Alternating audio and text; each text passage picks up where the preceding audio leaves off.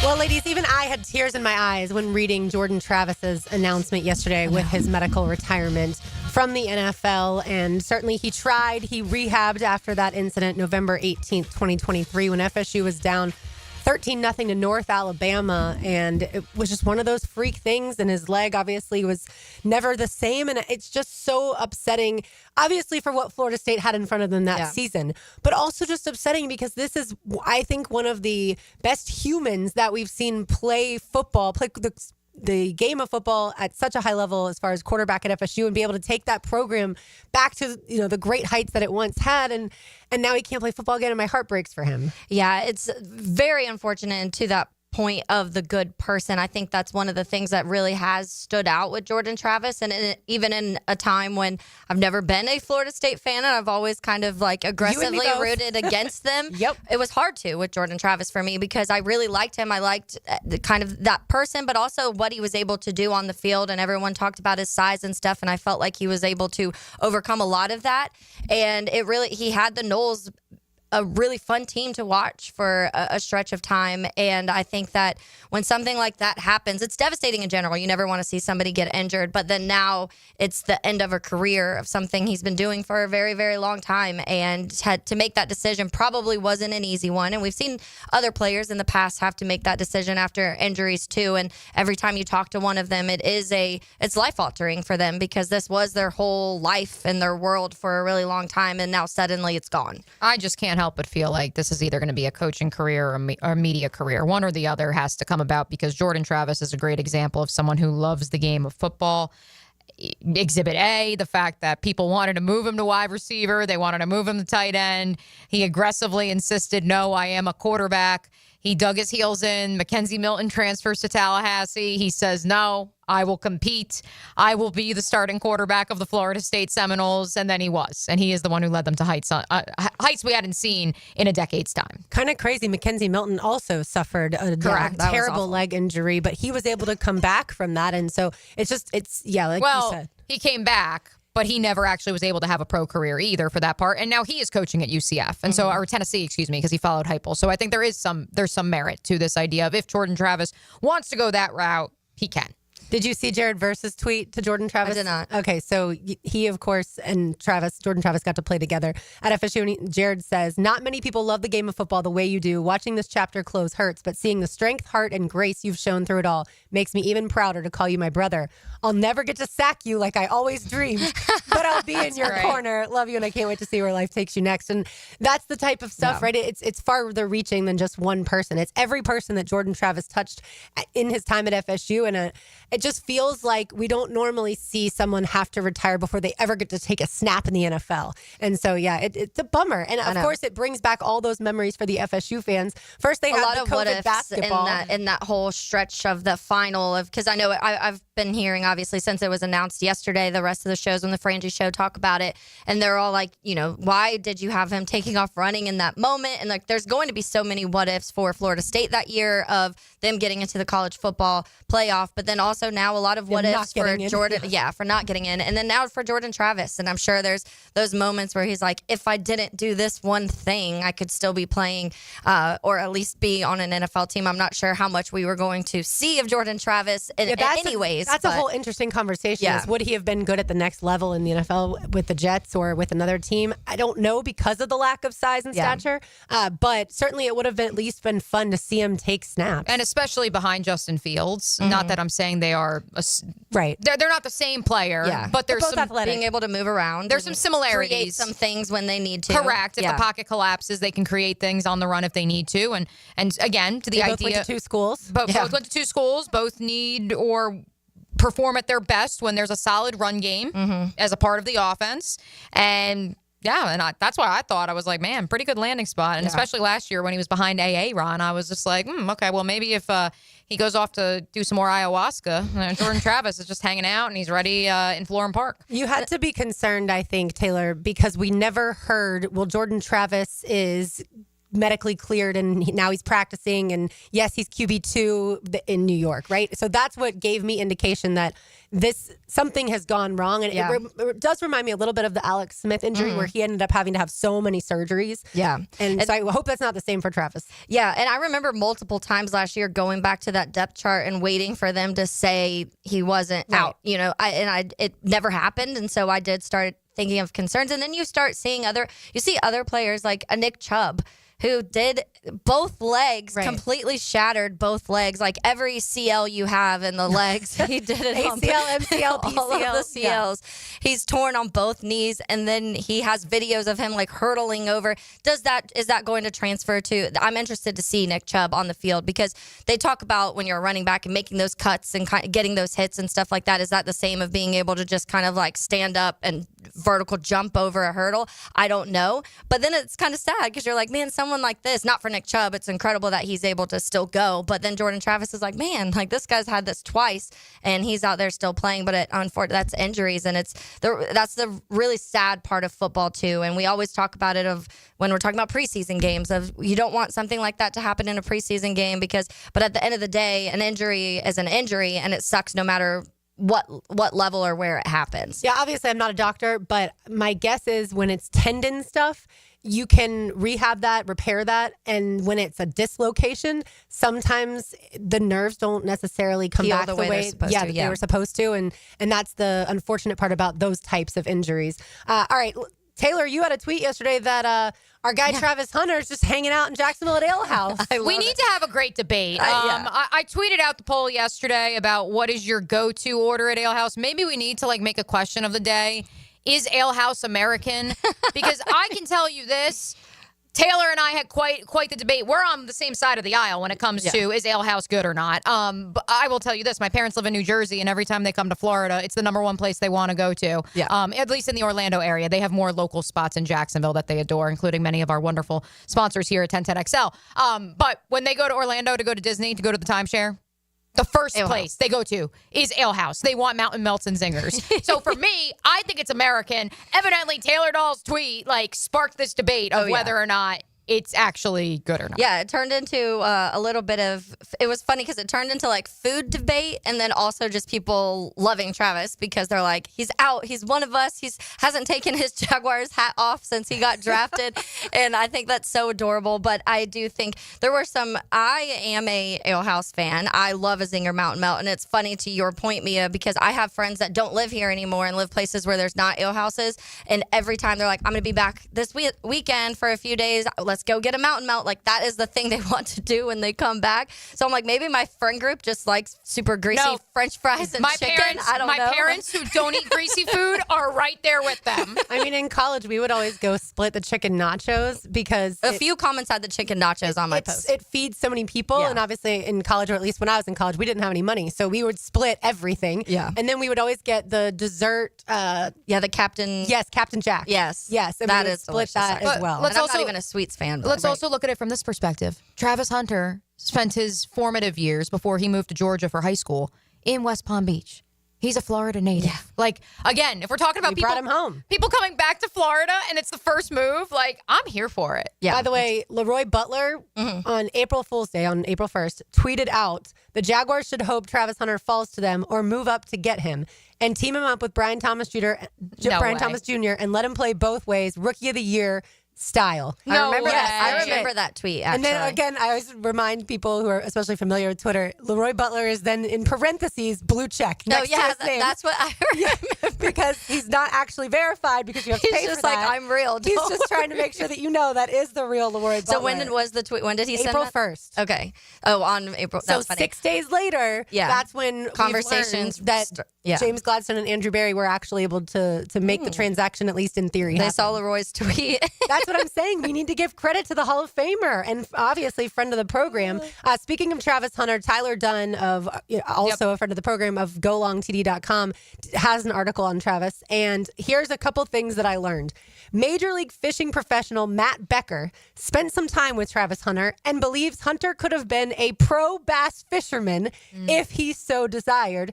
Hunter, as we all know, played basketball. We've seen that video of him. Man, he can jump. And his former defensive coordinator from high school believes he could have been an Olympic sprinter if he wanted to be, because he was always 10 yards ahead of the fastest people on the track team. Yeah. So we are talking about a pure athlete. A couple other things. But also patience, because for sure. to fish, I don't have the patience to fish. Well, I don't have the ability to stay quiet, because you're supposed to be quiet, and I like to talk, as we all know, or sing. A couple other things from golongtd.com, and I recommend all Jaguars fans read it. So, and this really connects to that Jordan Travis story we were just discussing. On October 1st, 2021, Travis Hunter was hit by 4 guys. 3 hit him right away, and then a 4th came in late and ended up what he thought shattering his leg. So you can see the video. He army crawls to the sidelines thinking that his now potential football career in college is over, but it ended up just being a hairline fracture. He vowed to his teammates that he would return to the field in 2 weeks for the beginning of the state playoffs. He did return. He caught 9 balls for 109 yards and 2 touchdowns on offense, and added an interception on defense as they won 49-7 in the quarterfinals.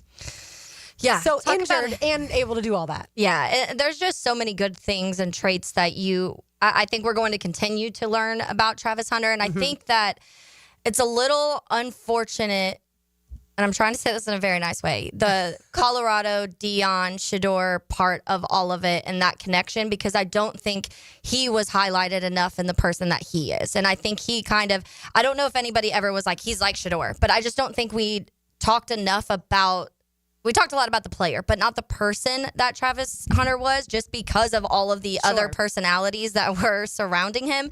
And I'm glad that didn't rub off in the sense of like everybody had that kind of persona that he was that type of guy too, because clearly he's not. He's very opposite. He's way chill. He was talking about when there was the videos from the draft weekend in Green Bay, and he was like, I love it up here. I can just like fish and hang out and whatever. And that is such nowhere. Yeah, it's like perfect. To me, that's just such a vibe, because to me, those people are the ones that you love football, clearly, because you're everything that you've been through your career, and you're playing 2 different sides of the ball, and you're learning 2 different playbooks and schemes and everything that's going on when it comes to doing obviously the defensive back and the wide receiver. But then you also are just like, when I'm not doing football, I just kind of want to chill and fish. I mean, he had a 4.0 grade average. Yeah. Like, that tells you how seriously. The athlete part. I mean, the scholar part. Yeah, that tells you how seriously he took academics, which I think that this staff does value that type of thing. One other thing I learned, IMG Academy tried to get Travis Hunter to leave his high school, Collins Hill, and transfer there. And because he's so loyal, was like, absolutely not, I'm staying at Collins Hill. And there was a really special coach there at Collins Hill that was able to kind of take Travis Hunter out of the living situation that he and his family unfortunately found themselves in. And his grades began to really flourish when he was able to then move in with that coach. Last name Fountain. Aaron off the text line, designed by Lifetime Enclosures. Fishing is a lot more fun when you take a Zinger mountain belt with you. To make sure we got that one out there. Not a bad idea. We also, I don't think you guys have gotten a chance. At least I don't think we've played it on the show yet. And if we did, I apologize. RJ's working on it right now. Did you guys hear? Speaking of coaches of Travis Hunter's, what Warren Sapp, who of course is on staff at Colorado, what he told Rich Eisen. Yes, we played it. Okay, you guys did play it. Yes, we played it last week ahead of the draft. Okay, I wanted to make sure that we did play that, because it is if you want to know that coaches would also die for this kid, listen to a Hall of Famer, someone who's joined XL Primetime as a good buddy of Leon's. His daughter also went to UNF. Shout out UNF soccer. So listen, it's one of those things where I know, and Taylor and I were certainly conversing with many of you Heeligans on social the last few days about this. I know you are sick and tired of the sunshine and rainbows, and you're like, oh my God, this all can't be this good.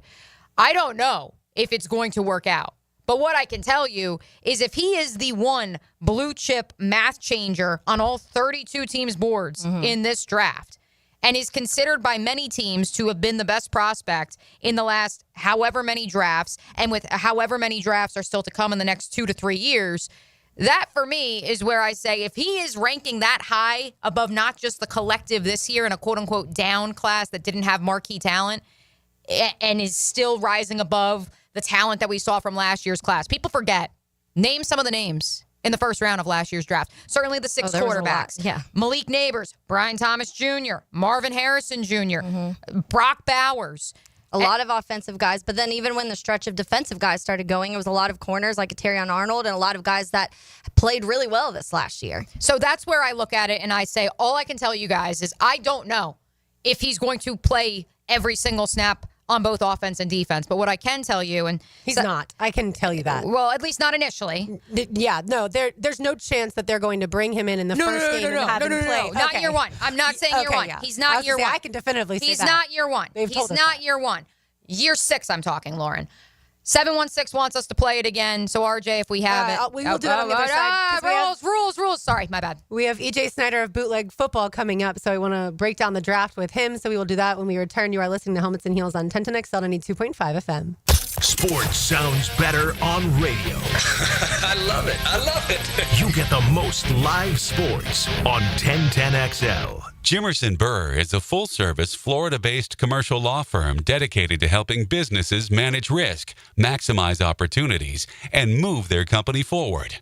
Jimerson Burr attorneys are business-oriented lawyers, equally comfortable as community leaders, private transaction counselors, or courtroom advocates.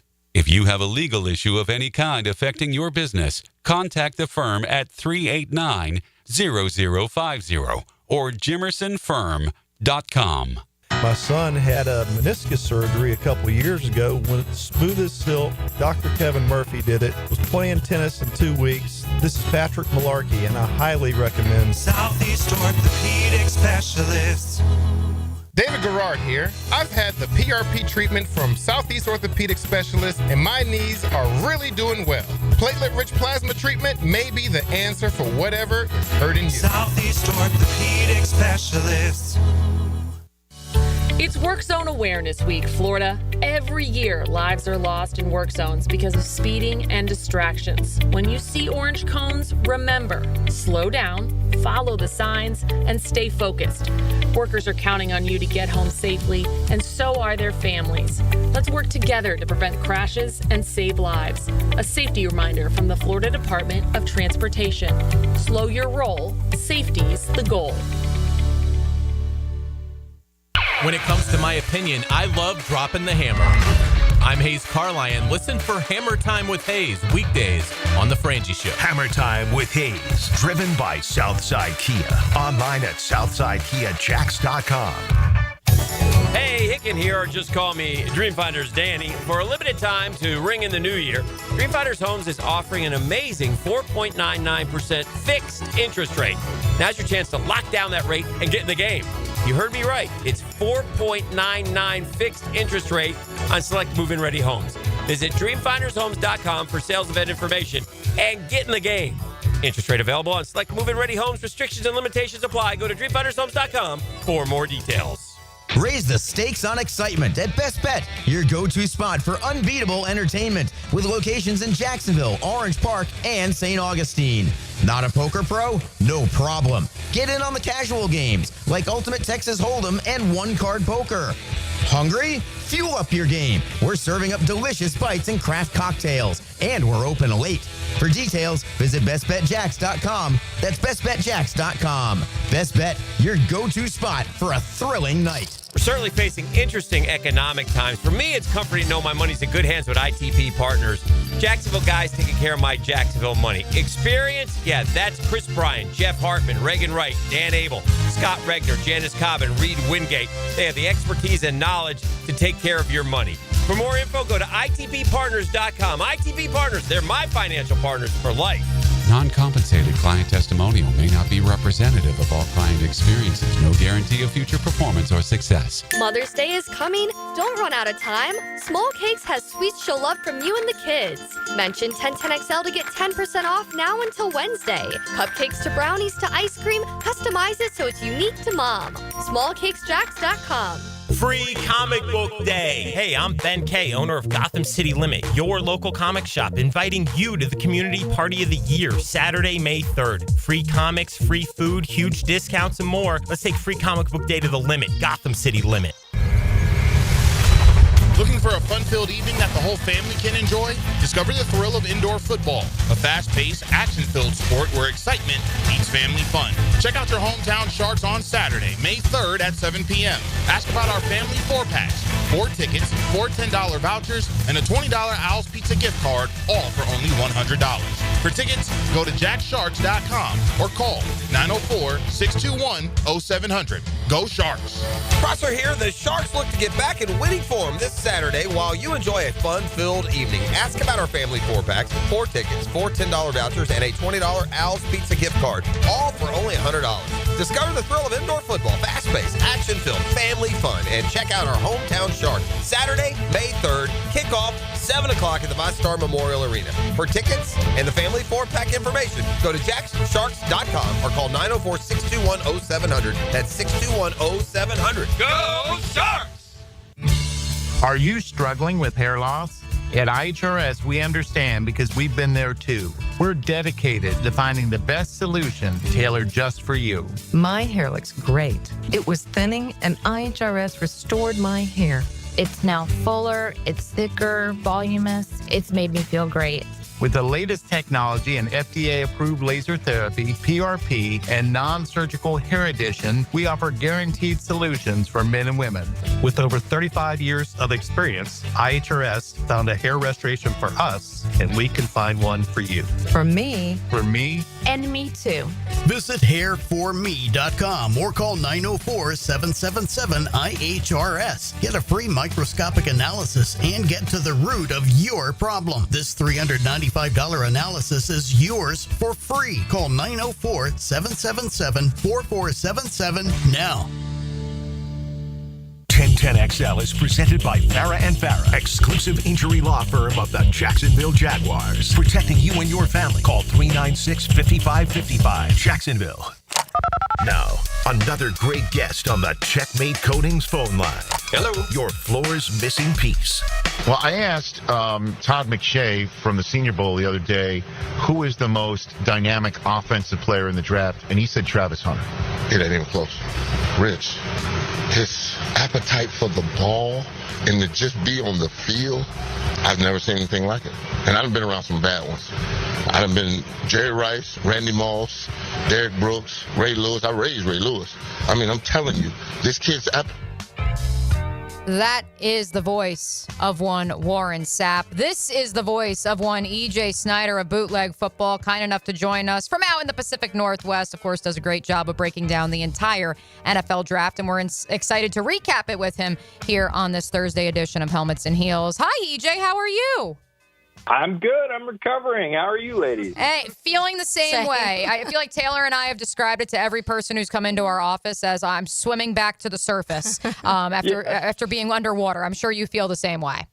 Yeah, I'm starting to drink coffee for fun again and pleasure instead of necessity. So, you know, it's a whole new world. Exactly. I took a nap the other day and I fell asleep at 7:30. I was like, this is very strange. We played the Warren Sapp sound because we didn't get to in our opening segment, and a couple of the Heeligans had requested we play it again after playing it last week. And so I think it's a good place to start, EJ. For you, the trade up for Travis Hunter. This idea of we have bombarded our audience, and I feel like you guys have too. I mean, I feel like it's everybody. With this sunshine and rainbows, he is a can't-miss prospect. Please confirm we're not just blowing smoke. This is someone who would have rated equally as high comparatively to other draft classes in the last 5 years and in the next 5 years to come. I don't know about the next 5 years. That's a long time. But for this class, and certainly the classes, around in terms of last year and next year, yeah, this is a talent that could have been considered at the overall number one pick for a bunch of reasons, not just one reason, which is what makes him crazy.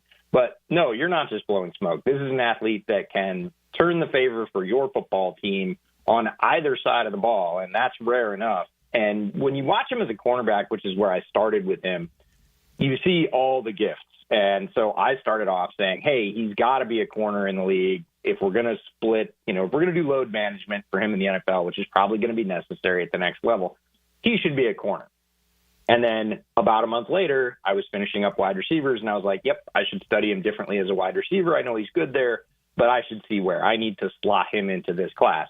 I got done watching him, and I slotted him as the number one wide receiver in this class. And I was like, well, maybe he can play wide receiver and come in on package as a cornerback. So it's a very rare skill set, and you're not blowing smoke. This is an athlete that is deserved of consideration for the top overall pick. He goes second, but I think that's completely legit and in line with his talent.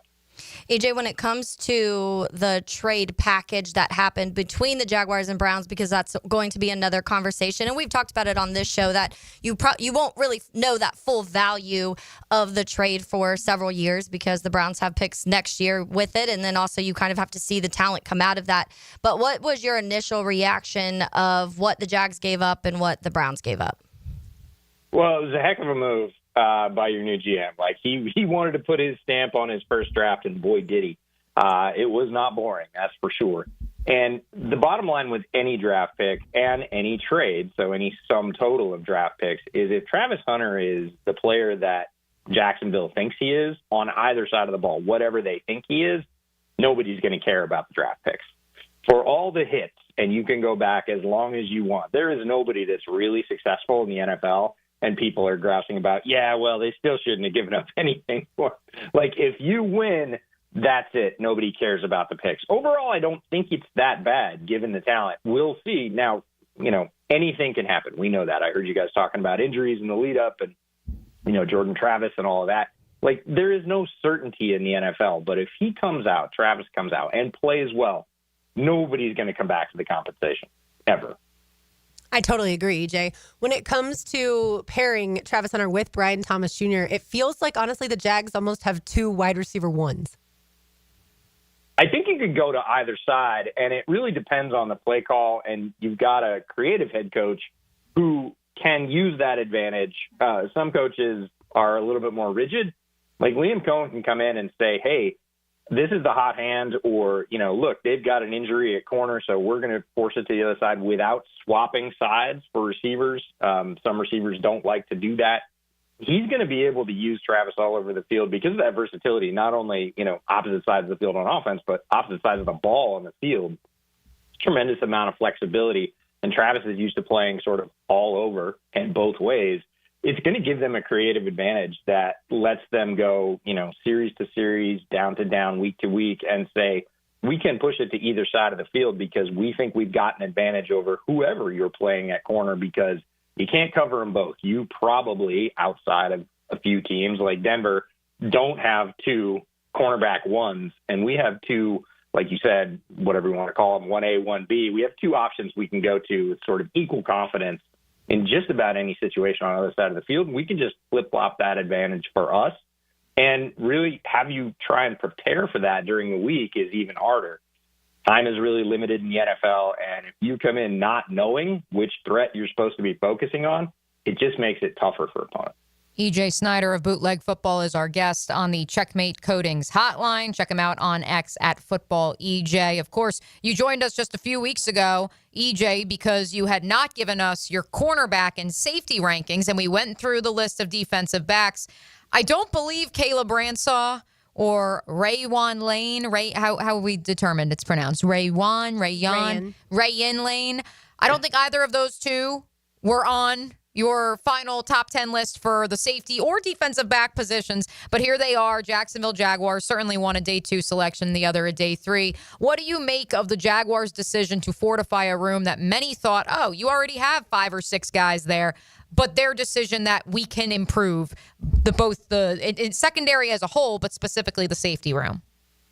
Yeah, I think it's them following their board. If I had to sort of look down, we all get to be like, forensic detectives here on the draft boards, especially with new GMs. They like to do this and say, what do they value? What do they prioritize? Why did they make this decision when they made it?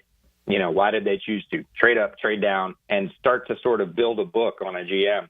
And as you look at this, it feels like as they got to that third round pick, again, having given up the second, Caleb Ransaw was probably the top guy on their board. And they said, look, we've got enough holes. We're not a team that's 1 or 2 players away. We're going to follow our board. We're going to be religious about that. I think it's a solid pick. Caleb Ransaw is an interesting defensive back because, yeah, he is a safety, but he definitely played down near the line quite a bit. So you can consider him a slot or a star or even a nickel corner at some juncture. He's fluid. He's not particularly sharp, and there's lots of different ways to win as a defensive back. Some are very sudden, super quick feet. Ransaw is a little bit more rounded, but he's got really good eyes, and that gets him to the right place. Doesn't mind hitting at all. He's got decent size. So I think it's just them looking at the Ransaw pick specifically as the third rounder and saying, hey, this is the best value we can get for our draft money right here. We're going to add him because, down the road we think this is going to help. And again, we're fortifying ourselves from injury and everything else that they've seen in the secondary in the last couple of years. When you get farther down and you get into the 6th round, a guy like Rayon Lane, you're really looking for competitors and guys you want to put on your team who are going to make their mark as special teamers immediately. And he has that. He ran a pretty good time for somebody coming out of Navy. He's in the mid 4.5s. There's lots of defensive backs in the National Football League that run 4.5s, but he's more of a straight line guy, and that lines up more with special teams. He's not jitterbug laterally, but again, absolutely, first-class human being from everything I've heard from folks that talk to him throughout the pre-draft process. Plays extremely hard, certainly knows a lot about time management coming from the service academies. You have to have that, and he's going to hit, and that pretty much profiles perfectly as a special teamer. So the value, again, it's probably in line with their board, somebody they talked to that they really liked, that they wanted to add to their room, not only as a person but a player, and it fits in with the needs late in the draft. EJ, I want to talk a little bit about the linebacker room in general because there's some interesting things going on there. We know Foye is Foye. They just announced that they are not going to do the 5th-year option for Devin Lloyd.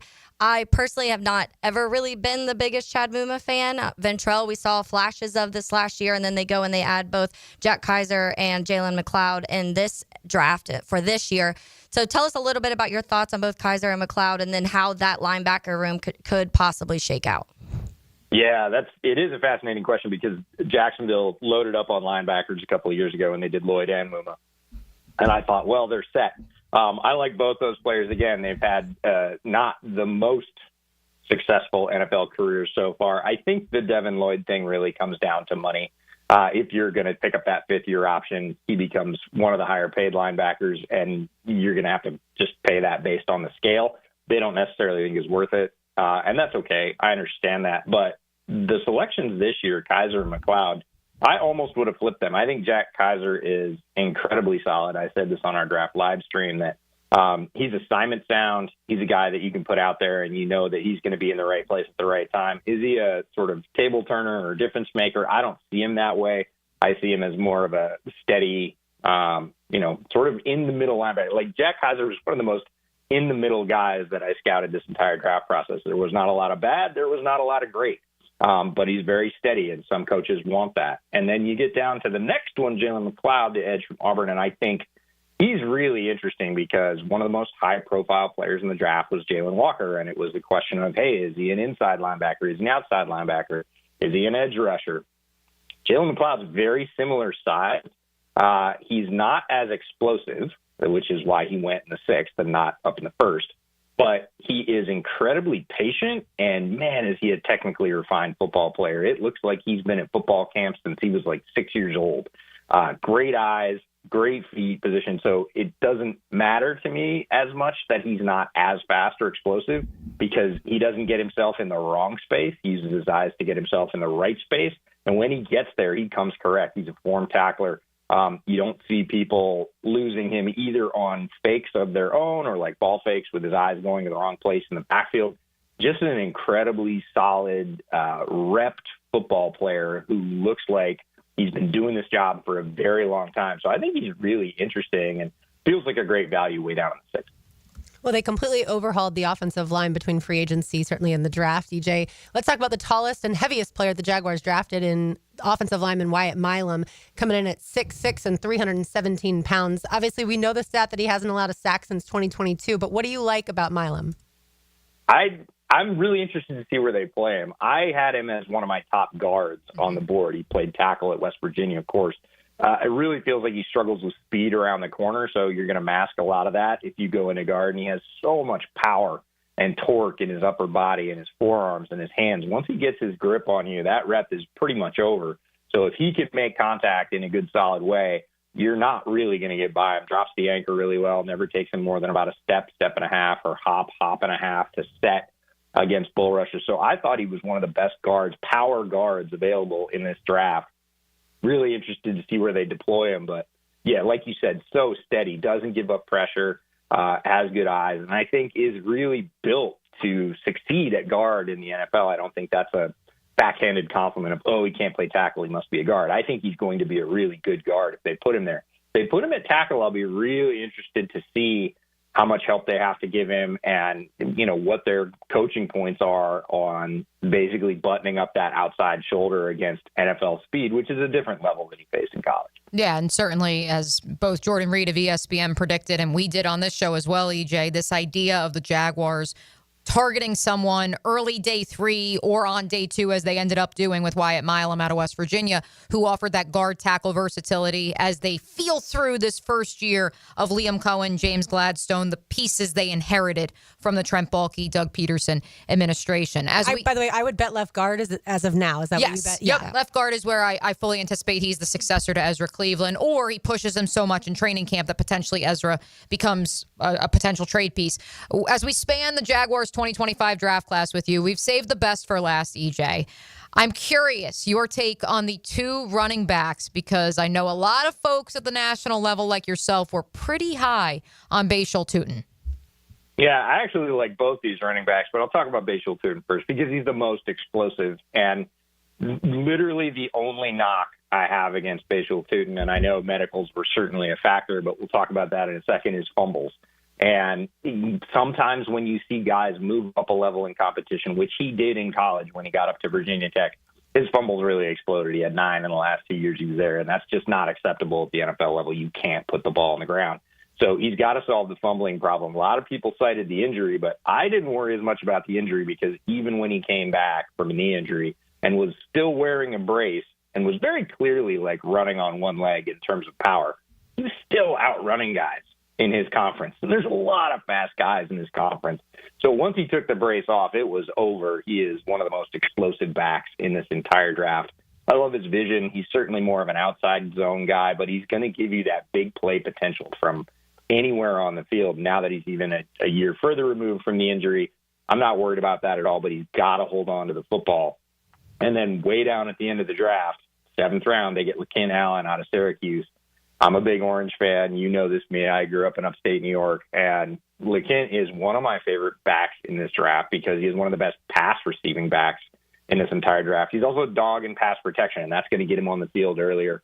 But he had 600-plus yards receiving at Syracuse last year in that high-powered offense. He's also a very good rushing threat, a little more upright. Doesn't have quite the burst. He's taller, certainly, than Bashal is. But I like him as well and think he's a real value to get a guy of his caliber that far down the board. Again, you're usually picking through special teamers, project guys, height, weight, speed guys.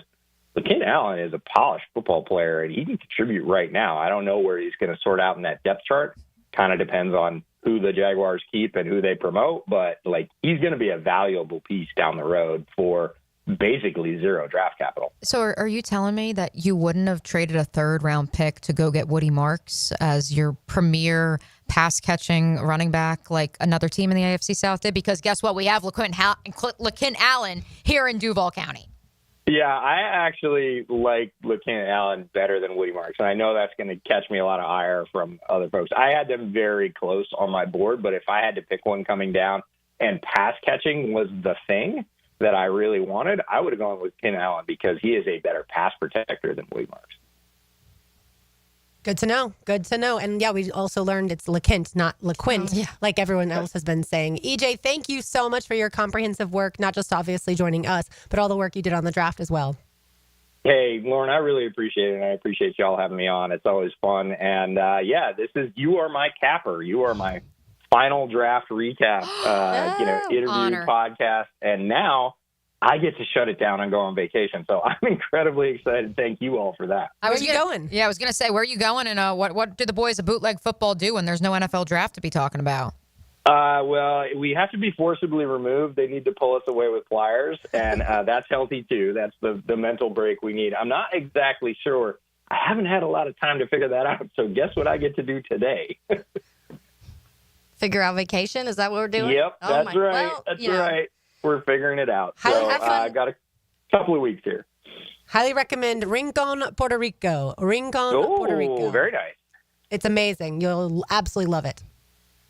All right. Well, if I end up there, I'll send pictures. All right. Sounds good. Thank you, EJ. And I guess he saved the best for last in ours being the last draft recap that he had to do. We're going to talk a little golf on the other side and football. It'll all make sense when we explain. You are listening to Helmets and Heels on 1010X on 82.5 FM. The most Gators. Touchdown, Gators!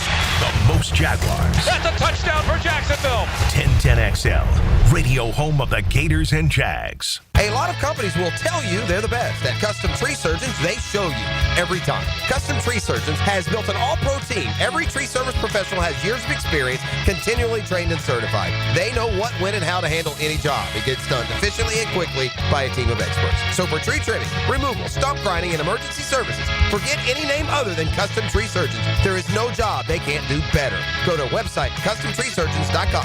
That's CustomTreeSurgeons.com, and let them show you how the job is supposed to get done. The joys of home ownership. Until the plumbing backs up, the AC goes out, or your septic system decides to act up. The good news? You don't have to call 3 different companies when things go wrong. Just call my friends at Duck Duck Rooter. They're your one-stop shop for plumbing, septic, and air conditioning, all under one roof. So whether it's a leak, a clog, or your system just won't cool, they've got you covered. Don't take my word for it. Check out their 5-star reviews on Google. From the moment you call to the moment the tech solves your issue, you will get first-class service every step of the way. Give them a ring at 904-862-6769 or visit duckduckrooter.com. Duck Duck Rooter Plumbing, Septic, and Air Conditioning. One call does it all.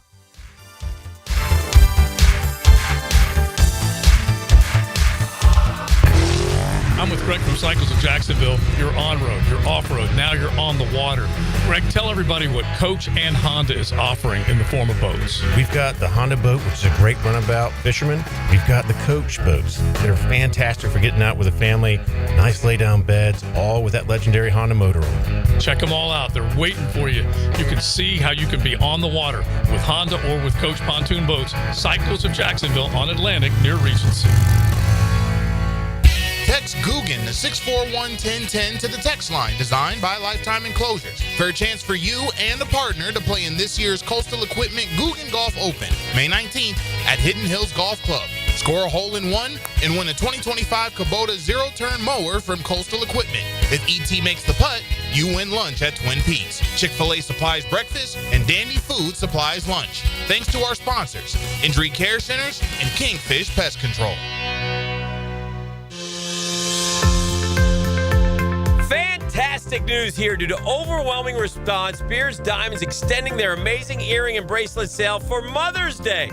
Hicken here. So now through Mother's Day, you can still save up to 40% off diamond earrings and diamond tennis bracelets. It's Beers' most ambitious offer ever, and response has been incredible. The corporate-owned big box stores can't touch these prices. Beers, locally owned, man. Say hi to the Lupos when you go over there. The freedom to give you pricing you deserve, highest quality diamond jewelry. Celebrate the mothers in your life with something they'll appreciate for decades to come. They also have special pricing on other Mother Day favorites, including colored gemstones, pearls, pendants, and fashion jewelry. Beards Diamonds, your destination for making this Mother's Day truly special. Don't miss Beards Diamonds' biggest sale ever. Up to 40% off Beards' already beatable value price. Now through Mother's Day at the Town Center. Only locally owned jeweler. It's Beards Diamonds. This date in sports history is brought to you by Southeast Orthopedic Specialists. On May 1st, 1991, MLB outfielder Ricky Henderson steals his 939th base, setting a new MLB record for stolen bases. The housing market is as busy as ever on the First Coast. And if you've moved in or moved on, make sure you have a team of trained electricians ready to help. American Electrical can make sure you're up to date electrically and maximize your living experience. Smart home automation services, home theater systems, outdoor and dock lighting, and backup generators. American Electrical can do it all. A team you can trust with highly trained technicians ensuring you have the best living experience. American-Electrical.com, a leader on the First Coast and powered by professionalism. Frank Frangie here for Stanley Pools. If you're dreaming of putting in a pool this year, choosing the right company is the most important decision you'll make. I've trusted Stanley Pools to build my pool, renovate my pool, and maintain my pool. Stanley Pools has been the best in the business since 1988, and they're still family-owned. Call them today at 904-269-7277 or find them online at StanleyPoolsFL.com. That's Stanley Pools, a family tradition of fine swimming pools. Texting enrolls you into recurring automated text messages. Consent not required to purchase. Message and data rates may apply. Hey, Dan, how you doing? Haven't seen you around the gym for a while. Yeah, I've really fallen off. Since I turned 40, I just don't get the results I used to get. Could be lower testosterone. Lower T. Yeah, I went through it a while back. Once you hit 40, your body has less free testosterone. I got Nugenix Total T, and it's made a huge difference for me. I've seen that ad on TV. Is it for real? Oh, yeah. The key ingredient is something called Tesnor, which helps boost free and total testosterone levels to help you trim up and stay lean. And it's made a difference for you? Man, I feel like I'm in my 20s again, at work, in the gym, and in the bedroom. Are they still giving out complimentary bottles for people to try it for themselves? Yeah, you just need to send them a text. Text ORDER to 42424 right now for your complimentary bottle of Nugenix Total T, the #1 selling testosterone booster at GNC. Plus, text now and we'll include a bottle of Nugenix Thermo, our most powerful fat incinerator ever, to help you get back into shape fast. Absolutely free. Text ORDER to 42424. That's ORDER to 42424. 10XL is presented by Farah and Farah, exclusive injury law firm of the Jacksonville Jaguars. Protecting you and your family. Call 396-5555. Jacksonville.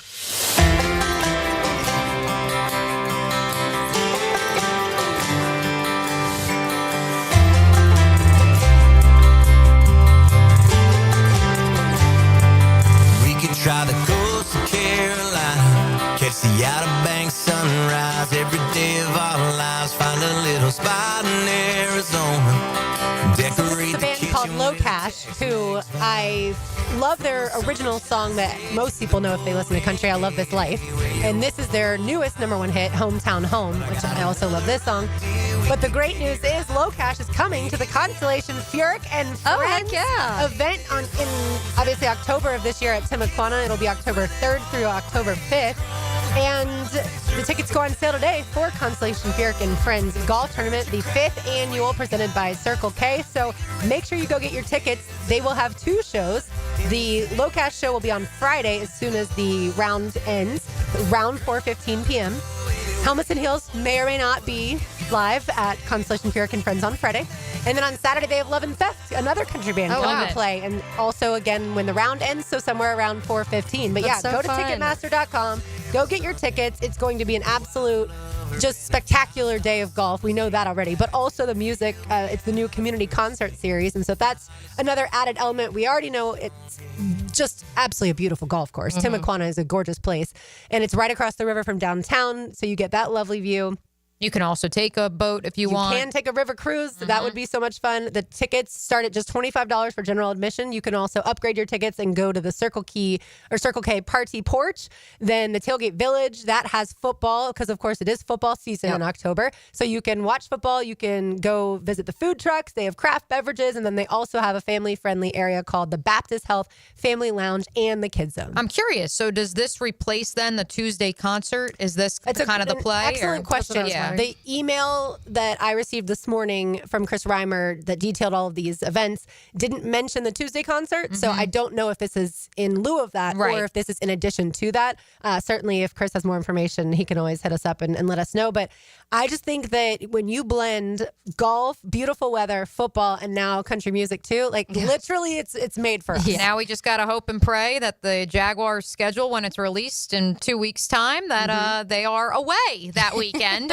Because I know that always plays well for our friends with Furyk and Friends. Very good call. And I feel like it has lined up the last few years for the Jaguars to be away. Not really. There was one game. There was one. They were last in year. This year they were home. This past year they were home. And they were 3 years ago, too. Okay. Well, you can watch the Jags, obviously. Not everyone goes to the Jags game, so they can go to Timuquana and watch the golf. And most people know the very first year in 2021, Phil Mickelson won. Yep. And so that certainly brought a big name to the golf event and then the golf tournament. And then we had a couple years ago, we had the fan festivities of Tony Baselli hanging out there and hitting the golf ball. And so Jim Furyk and his wife Tabitha, as we know, do a phenomenal job, not just for the golf tournament, but the Furyk Foundation does so much great stuff for our community as well. So I had to give them a shout out. And I got to see Low Cash. I saw him in concert at the Jacksonville Fair. This would have been like maybe 2016, 2017. And then when I went to the Army Navy game in 2018, they were the major act before the game. It was about 20 degrees.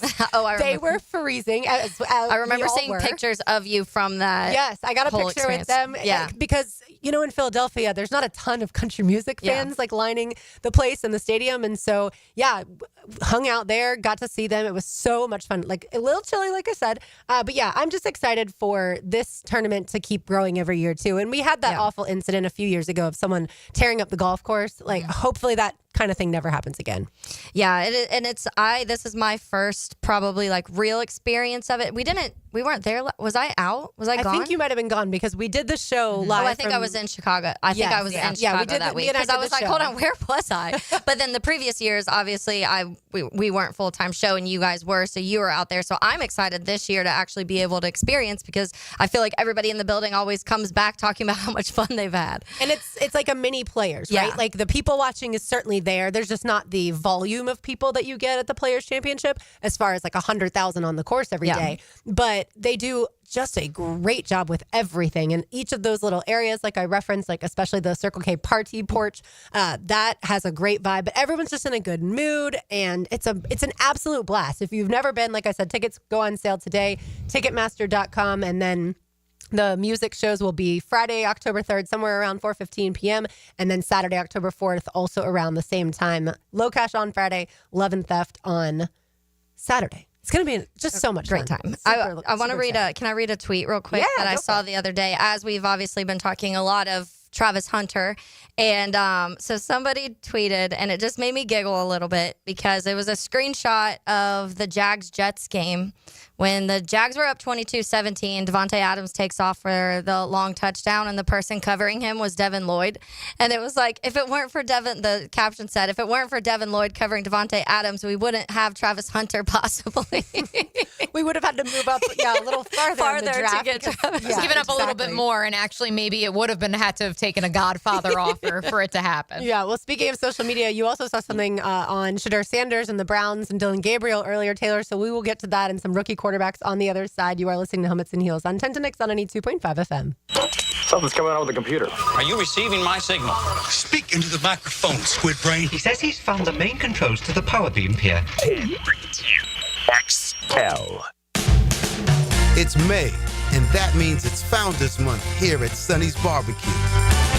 Every Wednesday, we're celebrating with $7 pork big deals served with a sidekick and a drink, or one of our pork and rib combos for just $11. It's our way of saying thanks for letting us be your local pitmasters. So stop in for great deals on the Q you crave. Founders Month specials at Sonny's Barbecue. Local pitmasters since '68. It's tune-up time, and Florida Home AC, the official AC partner of the Jaguars, wants to partner with you for a cool summer season.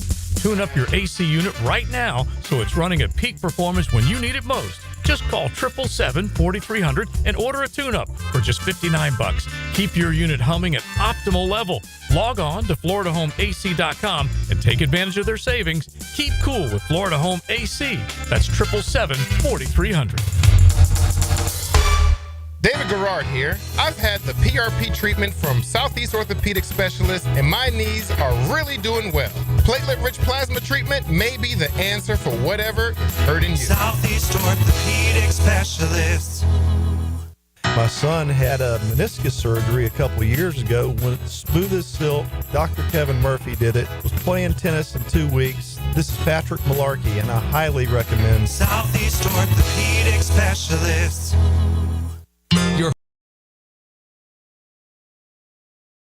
Jax homeowners trust Superior Fence and Rail to make their home feel safe, secure, and complete. Imagine a classic wood fence for privacy, sturdy aluminum to protect your pets, or a modern vinyl design that boosts curb appeal. Every fence is built with precision and pride, standing strong in every season. When you're on the fence, about the fence, SuperiorFenceandRail.com. Hey everybody, Jennifer Marion with Randy Marion Cadillac in Jacksonville here to say hello, and we'd sure like to have your business. You know what? They're going to love the king of price. My dad believes in making great deals and having a great selection in stock. Cadillac XT4s, XT5s, and XT6s, and Escalades. The all-electric Cadillac Lyriq. CT4s and CT5s. Cadillac luxury and selection is just waiting for you. At Randy Marion Cadillac, Southside Boulevard, Jacksonville. And don't forget, tell them Jennifer sent ya. Home of the Jaguars. WJXL AM Jacksonville Beach. WJXL FM Jacksonville Beach.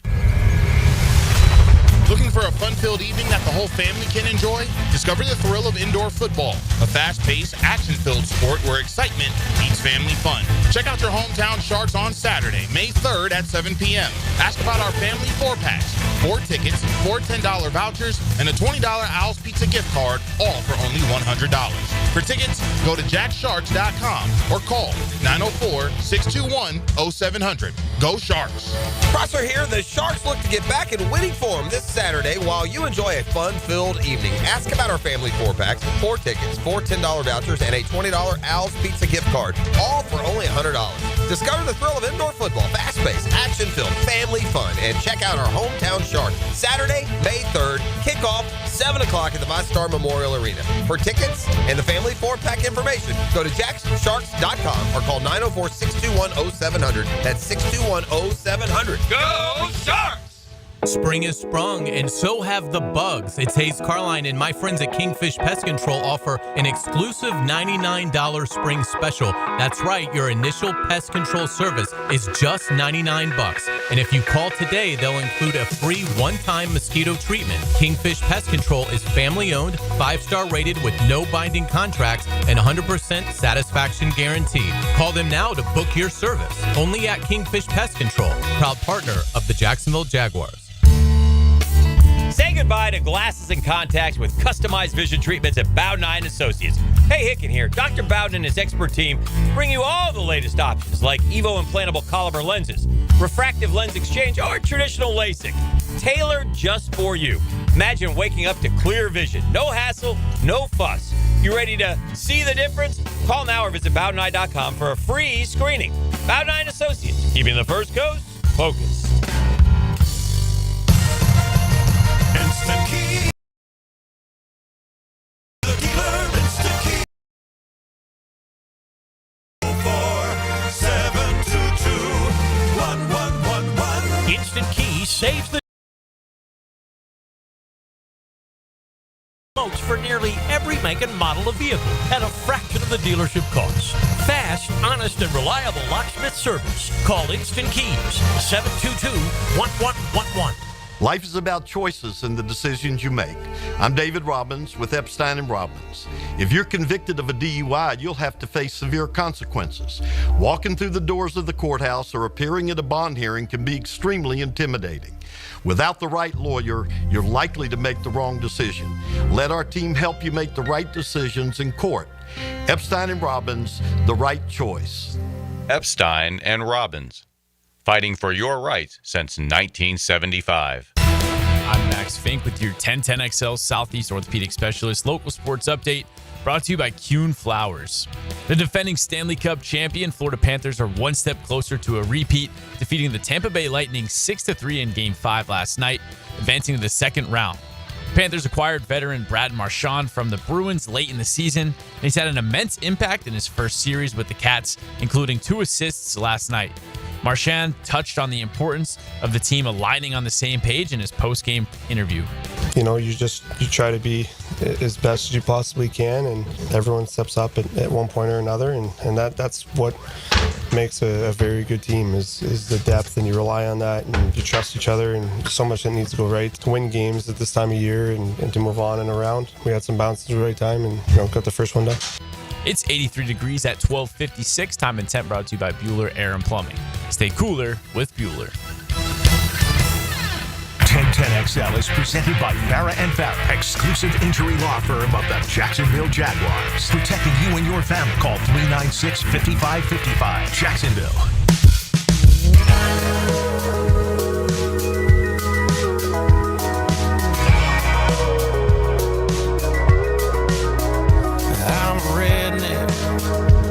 Drink beer and I dip skull. Guess I'm a rambler. Theo O'Brien, Taylor Dahl, or Jay Saunders. I'm Lauren Brooks with you. All right, Taylor, here's the tweet that you sent us earlier today. Imagine being, or maybe it's between the different personalities, the different level of football that has been played between each of them, the weird, like 2 rookies on a team. It's just so many different storylines, and we could leave Deshaun out. I don't really care about his story, but I feel like honestly people have now totally forgotten about him. Which Deshaun who? Hold on. But it's just so it's going to be fascinating storyline to follow this offseason, what they do with all of these guys. You're obviously not going to keep 5 quarterbacks on your roster. So week 1, when we're looking back, it's going to be really fun to see this trajectory and what happens with one of these. Because we were having the conversation yesterday or the day before of what we think, which one we think may be starting week 1 or the 3 that are even on the roster, what that may look like. And each of us, I feel like, could make an argument for a different 3 being in what order on week 1.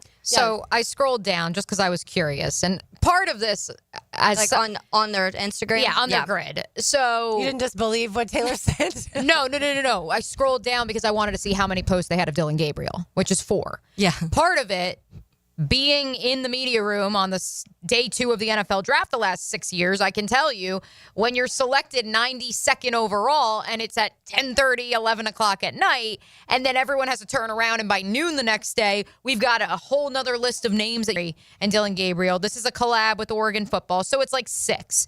We'll give them 6. And then you scroll up, and yes, for Shedeur, 1, 2, 3, 4, 5, 6. Part of me wonders, though, if part of this, as we go up to probably about 12 minimum, maybe 13 of Shedeur, part of me wonders if because of the age of Instagram that we live in, and I apologize for those of you not on the app if you have no idea what language I'm speaking right now, because of the age of collaboration, many of these posts were not actually created by the Browns social team. Many were actually created by whether it be Colorado, which they definitely have been like. And then you collab and it shows up on your This is page. from Blitz Fits. That's a lot of this. Well, Oregon too. better get to work. Well, I was going to say it could just be that the Browns have been told by the owner that their social media is going to do better if it mentions Shedeur. And so they are also trying to keep up their followers. Yeah. It also could be that at the end of the day, Shedeur Sanders has the bigger following too, so I don't know that it's necessarily always about the original. I understand they're sharing it, but I would imagine that Dylan Gabriel has just enough different organizations also doing the same thing, creating posts for him. I don't think GQ Sports is creating anything for Dylan Gabriel, and then the Browns are resharing it. Or 2 things. Number 1, when it comes to the following, that is probably something. Somebody like Shedeur is going to get a lot of clicks and likes and comments, whether it's negative or positive. Sure. And when you're in the social media world, sometimes you don't care. A click is a click, a comment is a comment, and that's kind of the world you live in. By the way, Travis Hunter has more followers. Twice as many followers as Trevor Lawrence. Than the Jaguars. He has more followers than the Jags organization. Like I said, his day in the life vlog at 1 million views less than 24 hours in. Yeah. But what if this is the Browns trying to get somebody to come trade for Shedeur? What if this is their way of making it seem like, they might be a little higher on Shedeur than what we thought because their Instagram looks like this. Also, and not saying a team, a coach is sitting there going through all that, but I think there is a world where we live in where people were genuinely curious why he fell so far. And then when the Browns took 2 quarterbacks, now that is intriguing to them. People know what that quarterback room looks like. So it is going to be a storyline to follow for other teams. And if a team does feel not like, I don't think one that needs a starting quarterback, but one that is like, hey, we need another guy in this locker room and we could probably get Shedeur for pretty cheap because he went really late and he's a rookie. I wonder if this is the Browns' way of trying to pump him up a little bit more than like people maybe expect. If he takes, I would say, first team reps, let's say ahead of Joe Flacco, Kenny Pickett, Dylan Gabriel, and Deshaun Watson. What if just Gabriel? What if it's like, okay, Flacco, we know Flacco, but what if it's like Kenny Pickett, then Shedeur, then Gabriel taking reps at camp? Does that draw attention? It draws attention. I think everything's going to draw attention. As soon as he breathes, it's going to draw attention. But to your point, he's going to be hyper criticized at all of their, whether it's OTAs, training camp, all that stuff. Big brain thinking here. I mean, then you're acquiring even more picks if you trade Shedeur or Dylan Gabriel for that matter away. Yeah. And so now all of a sudden you can recoup the capital that you spent to select them, and now you use that to package with an additional first-round pick to potentially select the quarterback of your choice next year. Of your dreams, because now you're indicating none of these guys are the quarterback of your dreams. Look, Dylan Gabriel, we know that at the Senior Bowl, he threw a ball 74.9 miles per hour. That's the difference in, I think, the arm strength is going to be fascinating to watch. And we see that hurt here sometimes. And there's times that I've said, like Trevor Lawrence sometimes needs to take a little bit off of the shorter passes because it does make it a little bit more difficult to catch. Some guys that throw a ball with a little bit more arc, it's easier to catch. But yeah, every guy, you could argue to your point, Taylor, is completely different quarterback-wise too, even in that room. Very odd. It's a very Browns thing to do. And I saw The Athletic wrote an article, and I screenshot this and tweeted it because I was like, I've had a very painful experience of football quarterbacks in the NFL in my lifetime between the teams that I cheer for. So The Athletic had the kind of all the breakdown of everybody's drafts and what it looks like and what that means for their future. And it was kind of like a way too far ahead look at next year's draft and what the team's biggest need may be. Each team's biggest need may be next year. But the title of this article said Rams poised to capitalize on 2026 QB class that looks much stronger than the 2025 crop. I immediately was like, could you imagine being a Browns fan and you paid $250 million to a guy named Deshaun Watson not too long ago? You just signed Joe Flacco and Kenny Pickett in the offseason, and you drafted 2 quarterbacks, and you're already on May 1st talking about next year's quarterback? Well, I would be furious if I was a Browns fan. But also, these are the same Browns fans, and I know, Daniel Jeremiah talked about it on the 40s and Free Agents podcast with Greg Rosenthal. He said, imagine those fathers who put their sons to sleep early Thursday night before the draft starts and says, son, tomorrow we're going to go to the store and get you a Travis Hunter jersey. And I understand that there are many analysts across the country who will contend, and certainly, and DJ reported this, like across the league, there's people in personnel front offices who say the Browns made the most of the trade. They had to do it because of the situation they find themselves in now, because of the Deshaun Watson trade that went awry. But at the same time, this is the one carrot they can dangle as a fan base to try to lure goodwill. Besides the fact that you have Myles Garrett, perhaps the most dominant defensive player in the game right now. Like that, this is the one way that there is hope. And it's sad because I do think the Browns could be competitive this year, especially, if Joe Flacco does what he did 2 years ago, you could be competitive. I don't know about that with Kenny Pickett or Dylan Gabriel or Shedeur Sanders, but point being, I think they can still be a competent outfit this year, but that's not going to put butts in the seats, and it's not going to give you this hope for the next 10 years unless you have that guy. Taylor, I just got a text from Sam Hartman and also from Riley Leonard, and they said, hang on, we played quarterback for one of your teams. We were really good. Don't put us in the same category as the Bears. Not at the next level. The Bears part is different. There's been several Notre Dame quarterbacks that I've liked at Notre Dame, and then they get to the NFL and they disappear. Brady Quinn being one of the. I was obsessed with Brady Quinn. I had posters all over my wall of Brady Quinn. Brady Quinn was really good for you at Notre Dame. That's a good point. All right, so we've talked a ton about the Browns quarterback room. I want to talk about not the Eagles. The Eagles is somewhat interesting because the Eagles have, of course, Jalen Hurts. He's going to be the starter. And then they drafted Kyle McCord, so he'll compete with the likes of Tanner McKee and Dorian Thompson-Robinson. But that's not that interesting of a story. To me, it's the Steelers. Yeah. And what happens with Mason Rudolph, Skylar Thompson. They drafted Will Howard. And then, yes, the name that shall never be mentioned on this show, Aaron Rodgers. Someone mentioned too much. Someone on the text line. It's his fault, not ours. Yeah, someone on the text line yesterday, or maybe it was 2 days ago, was like, maybe he goes to New Orleans. I'm like, nah. I think with Aaron Rodgers, it's Pittsburgh or bust. And especially, I don't think he plays quarterback this year at this point in time. Honestly, yeah. After what the owner said, though, at the owners' meetings, Art Rooney was like, yeah, we're working on the deal. Yeah, I just think it's up to Aaron Rodgers, and he, at this point, doesn't have the love for the game that he once did. That's my opinion. It's really weird. Like, the Steelers, to me, have handled things very strange when it comes to this offseason, because to me, you downgraded your quarterback room from last year. Like, I would take Russell Wilson and Justin Fields over Mason Rudolph and Will Howard in a second. And so it's a little odd, and I get you had to make some decisions of how much you wanted to pay those guys, and Justin ended up maybe getting a little bit more than what the Steelers actually wanted to pay him. Russ, maybe not so much. But it's just so interesting because I feel like this is a team who we talk about. Mike Tomlin gets them to the postseason or gets them above 500 all the time. Yep. It's just, it is what it is. It doesn't matter. And a lot of that stretch has been Roethlisberger. But even in this turntables of quarterbacks that they've had since Roethlisberger's been gone, and then even the end of Roethlisberger's career when you could tell like everything was kind of starting to slow down for him. Still, they were able to do it. And so I feel like it's almost gotten to a point where the Steelers and ownership and Mike Tomlin are being like, it doesn't matter because we'll be over 500. But the fans are getting frustrated with that because this is what you're putting. You're telling them to go watch Mason Rudolph when you have some of the best players when it comes to George Pickens. He's an absolute monster on the field, and you have weapons to be able to use. And then you have a defense with a guy like TJ Watt, who's one of the best defensive players in the league, and you're wasting their careers right now because you can't figure out your quarterback situation. But Metcalf, too, now. Here's the thing, though. Cam Hayward is 35 years old. Yeah, they're all aging. Would you rather have seen them reach on Shador, which now, in hindsight, you could have got him in the third, fourth round. Could have got him in the 5th round. Right, exactly. Which clearly they made a statement by not selecting him and passing over him 1, 2, 3, 4, 5 times. Yeah.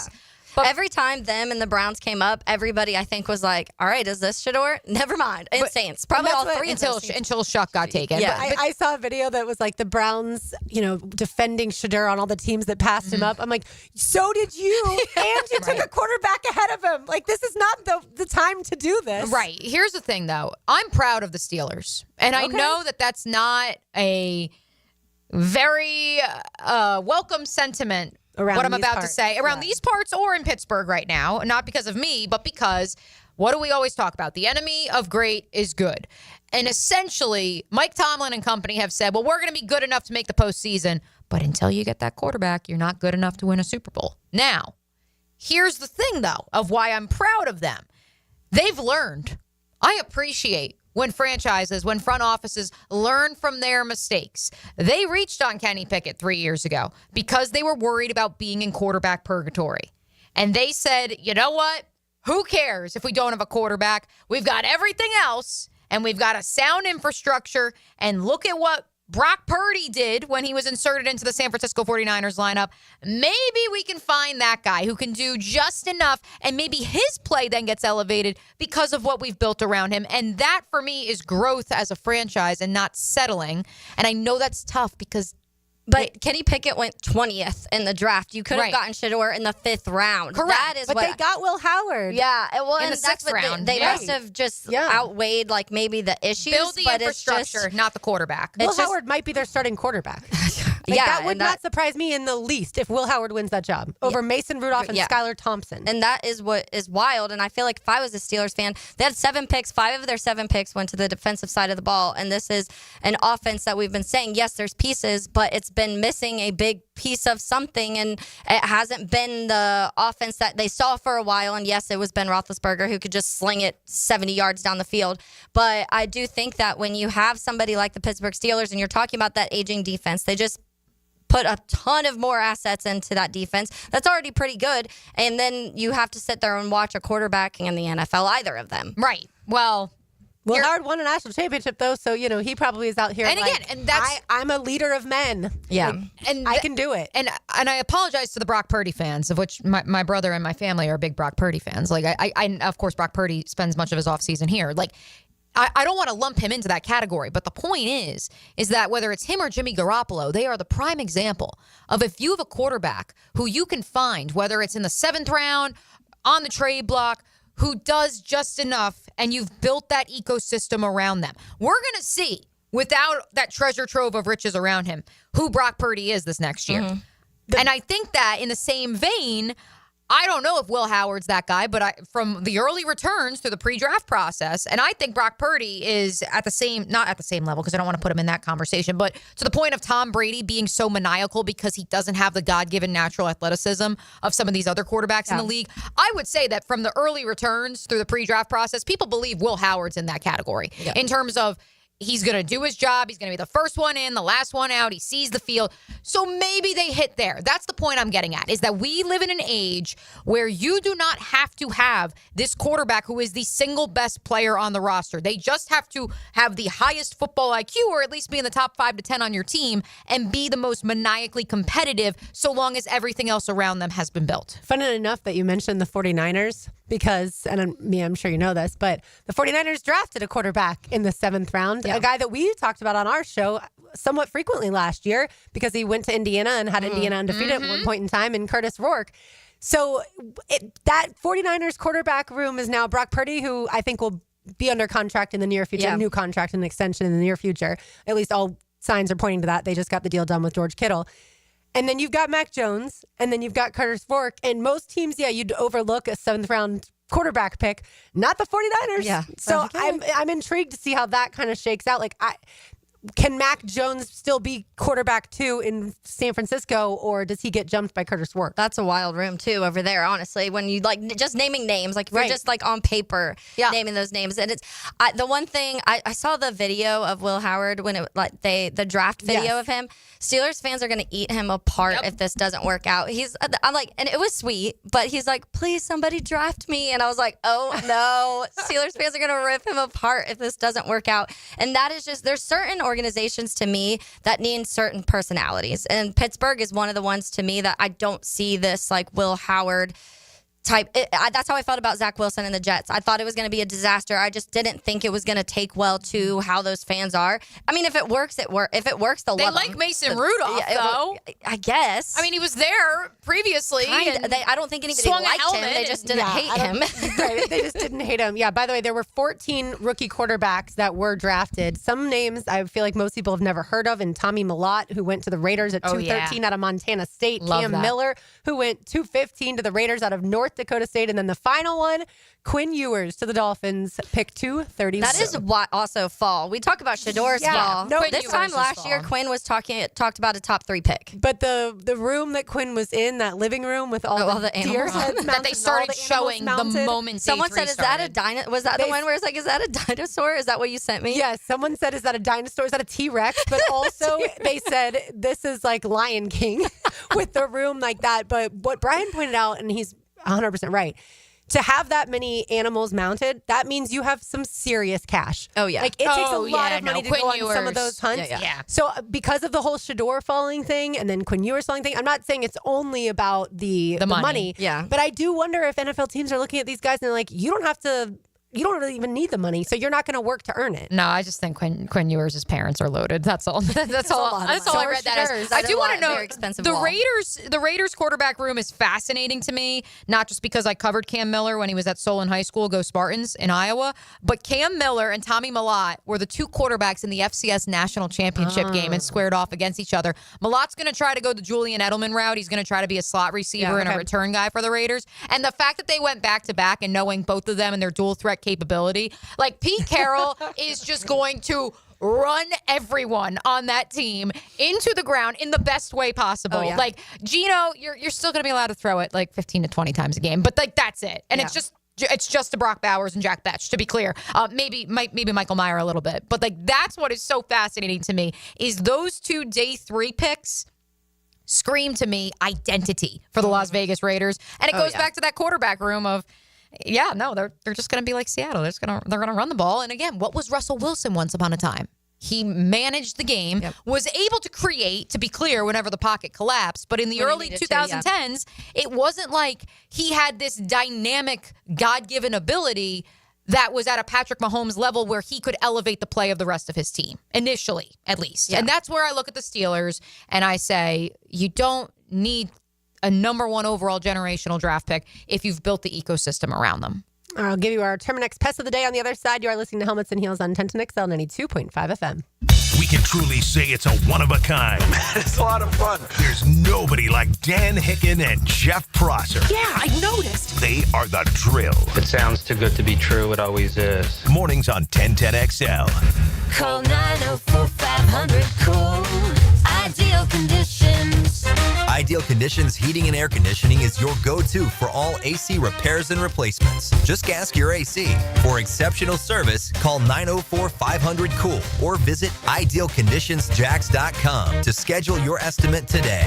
Call 904-500-COOL. Honk if you see us. Call for service. Ideal Conditions. Idealconditionsjacks.com. How much do the performers for Super Bowl halftime shows get paid? Filing an insurance claim following a storm shouldn't be an ordeal. Southern Oak Insurance's claim team prepares for catastrophic situations well in advance.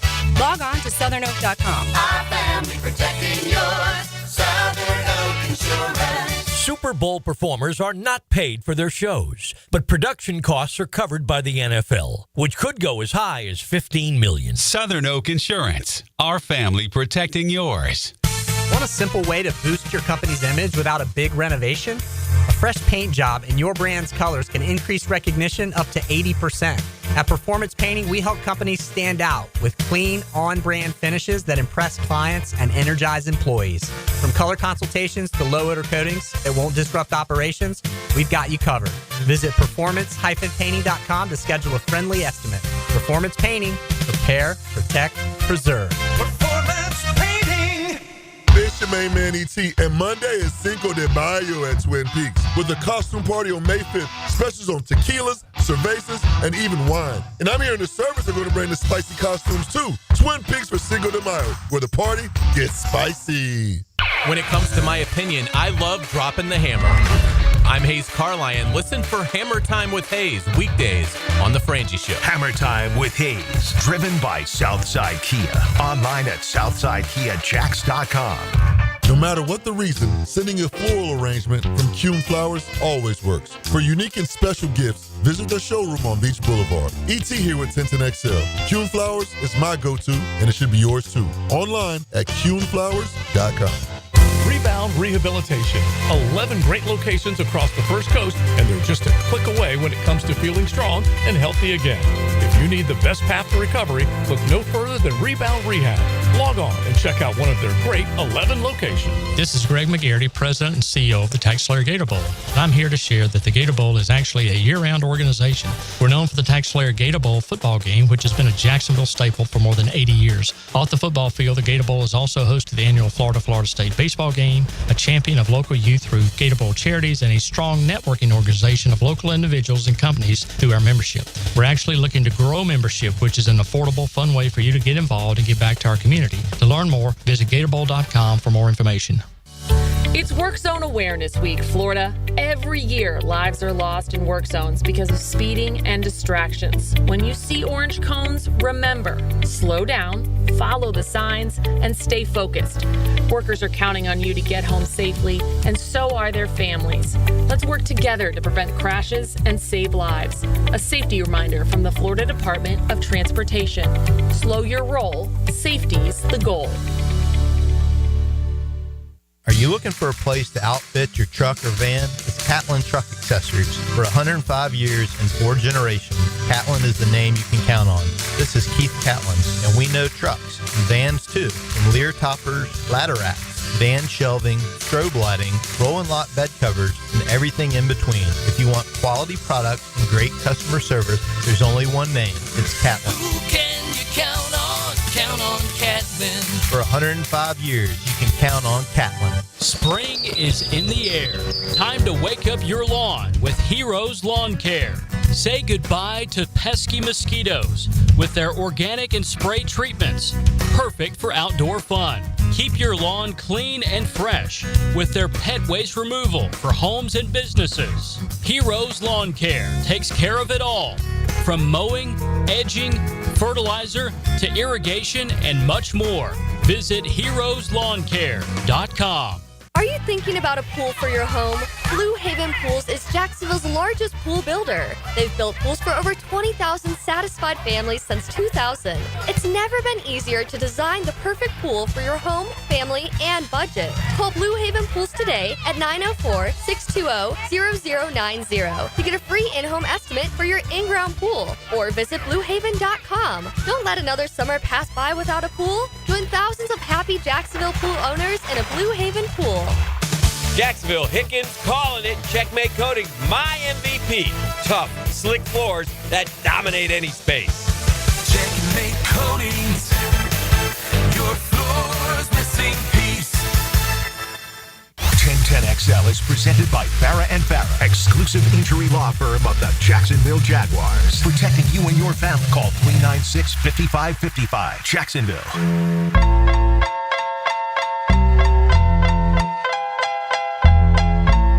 Snoop Dogg and D.I. Guess who's back? Still still doing that shit, Andre? Oh, for sure. Yeah. Glad you're playing the clean version of this song, RJ, for sure. Mio, Brian, Taylor Dahl, RJ Saunders, I'm Lauren Brooks with you. We are watching some live baseball, by the way, as Paul Skeens is pitching for the Pittsburgh Pirates, who lead the Cubs 1-0, which leads into the Terminix Pest of the Day. You can find them online at Terminix.com, Terminix. They take care of Everbank Stadium, ViStar Ballpark, ViStar Veterans Memorial Arena. By the way, quick aside, ViStar Ballpark on Tuesday, the Jumbo Shrimp are hosting the Syracuse Mets, I want to say is the team. Yes. I know it's Syracuse. They are the Mets, right? Okay. And it's tacos and tequila night.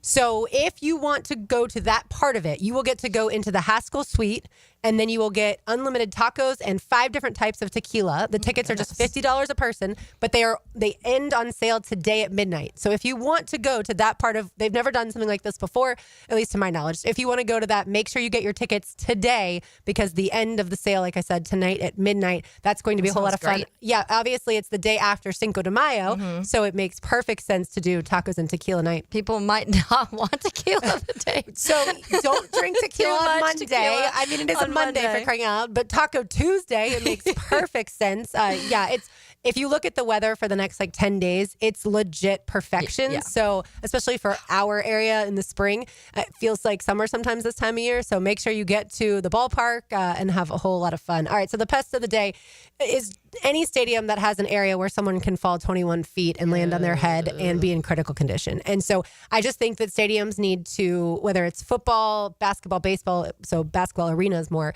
they need to figure out some way where an inebriated fan does not have the option or ability to be able to have that happen. And so thoughts and prayers certainly with the man that fell last night. And Taylor, were you watching the game live? I was not. Okay. I was kind of following along on my phone because I was out eating dinner. But and honestly, when I saw the video, it hadn't been news hadn't been spread yet of what exactly happened and how bad it was. So I just saw it was a fan video. So I thought someone was just recording the game and something happened in that sense. And then you see it. I was telling me, I was like, when you watch the video, and I know neither of you have, I don't know if anybody listening has, it looks like he jumps. It looks like he kind of leaps over. So I'm trying, and I know that's not the important part right now. He's in critical condition, and I heard them talking on the drill this morning about, he landed straight on his head. So that's super serious. But it was a little weird because it didn't look like a tumble. And so I don't know if it was him trying to be funny and I can make this jump, or if it was a more of a shove and then he was just trying to I don't know, and I don't know if we'll really even find that out. Right. But it didn't look like a fall over tumble to me. It was a little bit of a leap, which was kind of odd. Yeah, that is scary. I chose not to watch it just because I saw enough, which was a picture of the person and the blood on his head, and so I didn't want to watch it actually happen. I feel like that'll be in my nightmares. And even if you were watching live, I don't think they would have shown that. That wouldn't have been on the video. But now the Pirates up 2-0. This is not going well so far for your Cubs. By the way, who's pitching? Is it Shota today? No, Raya today. It's Okay. Raya versus Skeens. So this is usually when Skeens pitches, Skeens wins. And which kind of sucks because the Cubs, they won the first game 9-0 and then ended up falling last. Oh, that was a bad term to use. Ended up losing last night, and then now we're losing again. And I was like, dang it, you can't lose another one if you know Skeens is coming up. So I'm curious. I think I know the answer, but we'll frame it in this context, Taylor, since the Cubs are playing right now. This is not game one of a doubleheader. Correct me if I'm wrong. This is their only game they're playing today. So you go home later, you flip on the TV, sports galore. What are you watching? May baseball, NBA playoffs, or NHL playoffs right now? So I would, if my team is on, I'm watching baseball over those. Correct. If the Cubs aren't on, then I'm probably watching NHL. That's what my guess would have been, the NHL playoffs for you as I was watching the Lightning Panthers game last night, and that one was, it was such a fun game, but it's also the Panthers are just so good right now. Is the moment the Lightning had any momentum whatsoever, it would get killed 30 seconds later, and I'm just it's done. The Panthers are so good. Yeah, they're phenomenal. I've enjoyed the hockey, except I've come to the conclusion that no one will ever score a goal whenever I'm watching, and that's why I bring this up. Some people would say that about soccer. So Wednesday night, or today's Thursday, so Tuesday night, the Hurricanes and the Devils, which of course grew up a Devils fan, 4-4 through 2 periods. I go, high-scoring game. Let's watch the third period. We turn it on for the start of the third period. No goals. They go to overtime. No goals. They go to double overtime, and I said, I'm going to bed. Kane scored within I don't even know how many minutes. Then last night, we got the Lightning and the Panthers on, and straight up, I'm like, oh, it's 2-0 already. Okay, this game's going to be it's first period. It'll be another high-scoring game. Nothing the rest of the way in the first period. I go to, start making my lunch to pack for today, and immediately a goal was scored, and Kevin's like, hey, they just scored. And I was like, it's me. I want the hockey to be high-scoring, and so therefore I will just stay away, which is unfortunate because I have enjoyed it so far. CBS Sports' Josh Edwards put out an article about every team's most questionable pick. I don't think you'll get the one that he has for the Jaguars. Ooh. I'll ask you on the other side. One segment to go here on Helmets and Heels on 1010X on 92.5 FM. Your home for Florida Gators baseball is 1010XL. The Gators look for a weekend full of wins against South Carolina. Friday night, Saturday and Sunday afternoon on 1010 AM. Hey, I've got that craving again. How about some Mr. Chubby's wings? Have you had the Chubby style wings? Grilled to perfection with Chubby's secret seasoning. You know I have. They are so delicious. I swear you can't find anywhere in town with better wings and better prices on drinks. So many different specials each night, too. Well, I'm ready to chub it up again. Me too. See all their specials at MrChubby'sWings.com. Locations on Fleming Island, the West Side, and now Ponte Vedra Beach. Mr. Chubby's Wings. Before the game, after the game, and during the game. David Lane here, and once again, I'm happy to share news of my success with back and knee surgeries at Southeast Orthopedic Specialist. Whatever it is that's bothering you, take it from me. Simply set an appointment today at Southeast Orthopedic Specialist and let them help you get back to normal life. I'm certainly glad I did. Relieve pain and get back to life. Southeast Orthopedic Specialist. Hey there, Jacksonville. With scorching temperatures just around the corner, it's crucial to ensure your AC is blowing nice and cool. Duck Duck Air Conditioning is here to keep you comfortable all summer long. But don't wait until the heat gets here. Our service techs are ready right now to handle any cooling issues you may have at your home or business. Call Duck Duck AC today at 904-862-6769 to schedule. That's 904-862-6769. Duck Duck Air Conditioning. Online at duckduckac.com. Happy Mother's Day. I have cooked, cleaned, scrubbed. If you'd like some help with Mother's Day gift ideas from Beard's Diamonds, Wicca Candle Bar, Small Cakes Jacks, and Jacksonville Flower Market, go to 1010XL.com. You're a good one, aren't you? Everyone seems to be in a time crunch these days. Well, don't forget you can always count on the cold case at Daly's. Always convenient, always cold. Whether it's the king of beers, Natty Light, Stella, or Cigar City, or Goose Island, or Bud Light Seltzer, dash into Daly's and grab one to go. Hey, Hicken here. I want to tell you guys about Lift Power. Lift Power, a Jacksonville-based business, been around for more than 50 years, family-owned and operated, and always on the lookout for good folks, experienced lift truck and knock-and-door technicians. The benefits out of this world: 401k, company vehicle, paid training, sign-on bonus. Offers so great. Come see why Lift Power has been voted one of the best places to work for the past several years as well. We want you to be a part of the family. Don't let this opportunity slip by. To learn more, all you got to do is go to liftpower.com. Check them out at liftpower.com. Texting enrolls you into recurring automated text messages. Consent not required to purchase. Message and data rates may apply. Hey, Dan, how you doing? Haven't seen you around the gym for a while. Yeah, I've really fallen off. Since I turned 40, I just don't get the results I used to get. Could be lower testosterone. Lower T? Yeah, I went through it a while back. Once you hit 40, your body has less free testosterone. I got Nugenix Total T, and it's made a huge difference for me. I've seen that ad on TV. Is it for real? Oh, yeah. The key ingredient is something called Tesnor, which helps boost free and total testosterone levels to help you trim up and stay lean. And it's made a difference for you? Man, I feel like I'm in my 20s again. At work, in the gym, and in the bedroom. Are they still giving out complimentary bottles for people to try it for themselves? Yeah, you just need to send them a text. Text ORDER to 42424 right now for your complimentary bottle of Nugenix Total T, the #1 selling testosterone booster at GNC. Plus, text now and we'll include a bottle of Nugenix Thermo, our most powerful fat incinerator ever, to help you get back into shape fast. Absolutely free. Text ORDER to 42424. That's ORDER to 42424. Learn the secrets to bring your A game on the Edwin Watts Golf Hour. Yeah, well, you really crushed that ball off the tee, I'll tell you what. Learn the latest on new equipment from all the major manufacturers on the Edwin Watts Golf Hour. Saturday morning at 10 on 1010XL. Looking for a fun-filled evening that the whole family can enjoy? Discover the thrill of indoor football, a fast-paced, action-filled sport where excitement meets family fun. Check out your hometown Sharks on Saturday, May 3rd at 7 p.m. Ask about our family 4-packs, 4 tickets, 4 $10 vouchers, and a $20 Owl's Pizza gift card, all for only $100. For tickets, go to jacksharks.com or call 904-621-0700.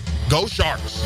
Prosser here. The Sharks look to get back in winning form this Saturday while you enjoy a fun-filled evening. Ask about our family 4-packs, 4 tickets, 4 $10 vouchers, and a $20 Owl's Pizza gift card, all for only $100. Discover the thrill of indoor football, fast-paced, action-filled, family fun, and check out our hometown Sharks Saturday, May 3rd, kickoff 7 o'clock at the MyStar Memorial Arena. For tickets and the family 4-pack information, go to jacksharks.com or call 904-621-0700. That's 621-0700. Go Sharks!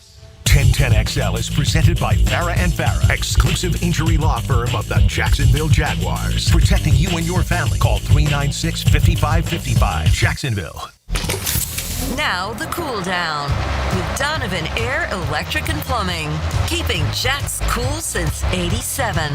293 off the text line, designed by Lifetime Enclosures, says, Mio, we need to harness this under goal bets that you potentially could have going here, because I have not seen a goal scored in the NHL playoffs, folks. Every time I sit down, it doesn't matter what the score is.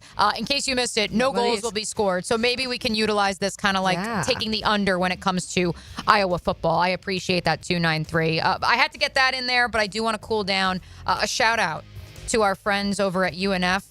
Their club rugby team, they go by the Deadbirds. I don't really know the origin story of that. So Tristan Morehouse, our good friend, of course, with Gemstone Media and JU, is a UNF alum, though. And so he wanted to make sure I pass this information along to y'all. I tweeted out the link last week. So they are going to the national championship. They are actually going to face the USC Trojans, the real USC. Who is the real USC? 10 a.m. Sunday.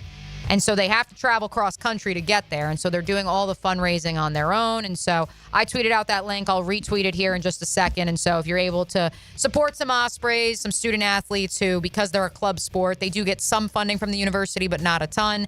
And obviously traveling cross country, not exactly easy. And also, come on, we want to take down a Power 4 institution like definitely. USC. Come on now. We need the Ospreys. Put them on the map. Since we're giving shout-outs, Nice girls tennis, I should say, since they're high school, won the state championship. Oh, first time. Let's right. go. For the first time in 28 years. The last time Nice won it was 1997.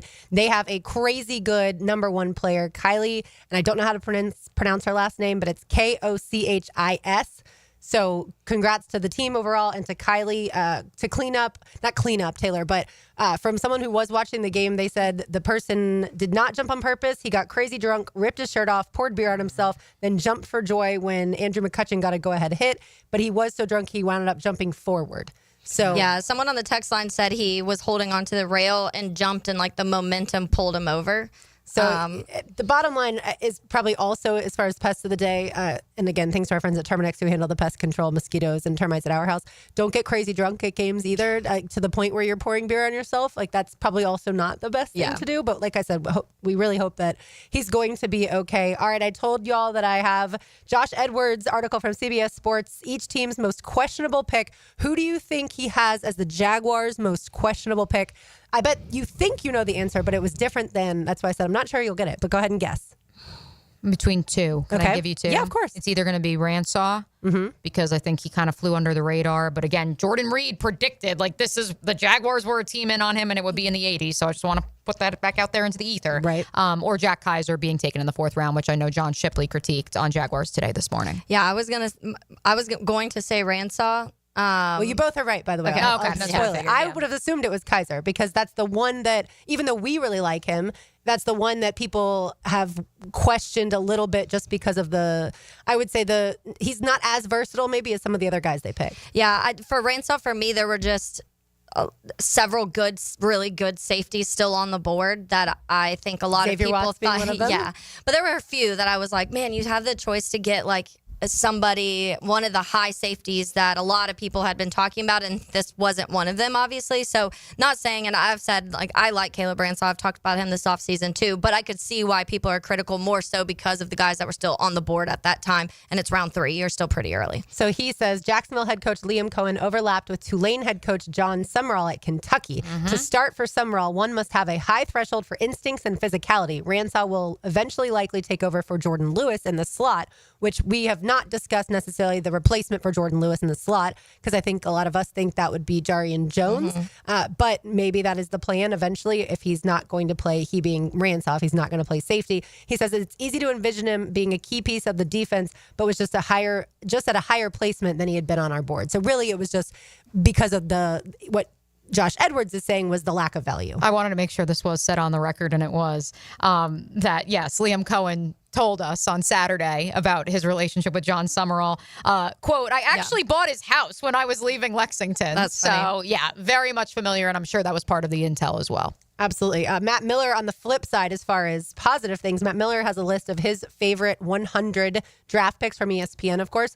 2 Jaguars make the list. I think you can guess the first one. Don't tell me it's Caleb Branshaw. That would be hilarious if so, because then I'd be like, the ESPN crew, the mothership's all in. So, like, I'm going to follow the mothership. Well, the first one is naturally Travis Hunter. Yeah. Because, of course. Right. But the other one is Caleb Branshaw. There we go. Good. I'm glad. So, yeah, I wanted to bring it full circle because, obviously, people do criticize 1010XL, not just our show, but all shows, for being too, Jaguars sunshine pumpers type of thing. Yeah. And so you do like to look at what people say as far as the negative side of things as well. Well, so the funny part is, of course, we appreciate everybody who interacted with us, not only on all of our terrestrial radio shows last week, but also on social. And it was funny. And it was funny because intern Thomas just walked in here and he was helping me with some of the news and notes and numbers as we debrief from the week that was of the NFL draft.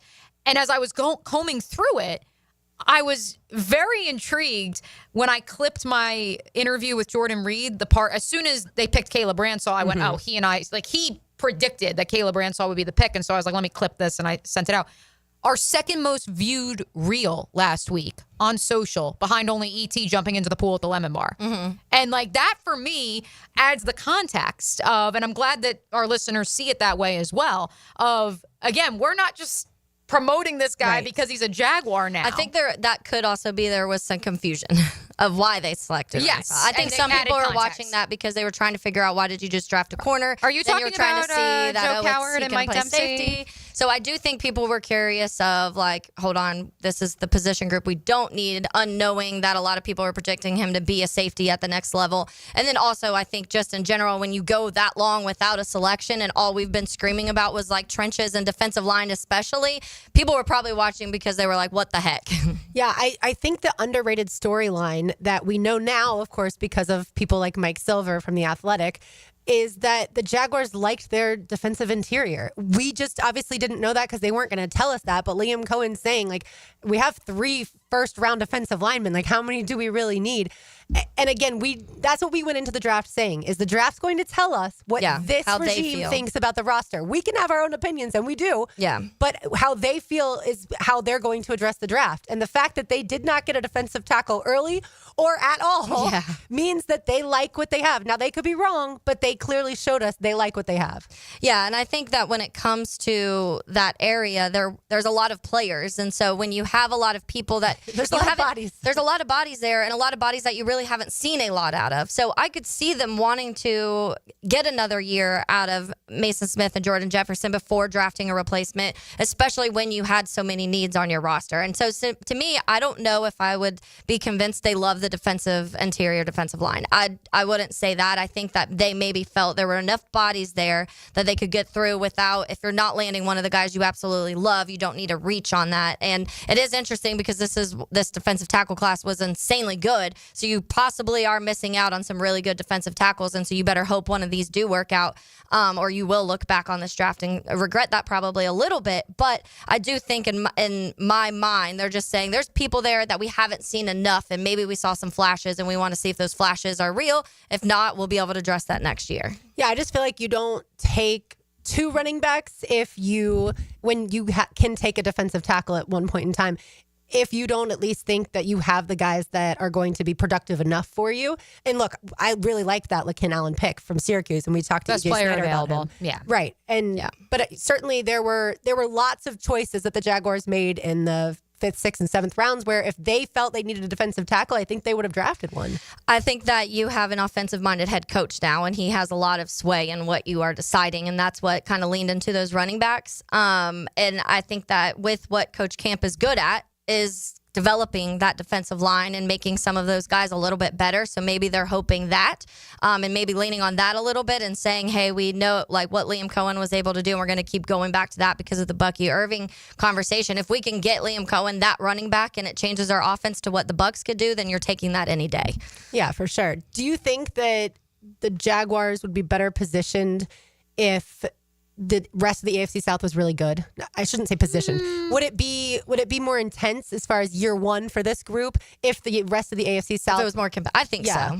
I think Taylor's the perfect person to ask because the Bears do play in what is considered one of the best divisions in football right now. And there is a notion of, well, for the Bears to ascend, yes, they have to do the work internally, but they also have to hope that the other three kind of come back to the pack a little bit. Yeah. Pun intended, by the way, because the Packers being the one that probably needs to come back a bit. Yeah, the AFC West and the NFC North are the two best divisions in all of football, but they both have teams that there's one team in each that isn't as good as the other. Yeah, and I think that when it comes to the differences, obviously you're saying here that you could probably win the division winning 8 or 9 games, and the NFC North you're not. You 12, 13 games you're going to have to win to even have a chance at winning that division at this point in time as what it looks like. What is that? How much has changed? Sam Darnold's gone now. What does the Vikings offense look like with J.J. McCarthy? We didn't get to see him at all this year. The Lions lost both of their offensive coordinator and their defensive coordinator. Ben Johnson was a large part of how that offense functioned. How much does that drop off?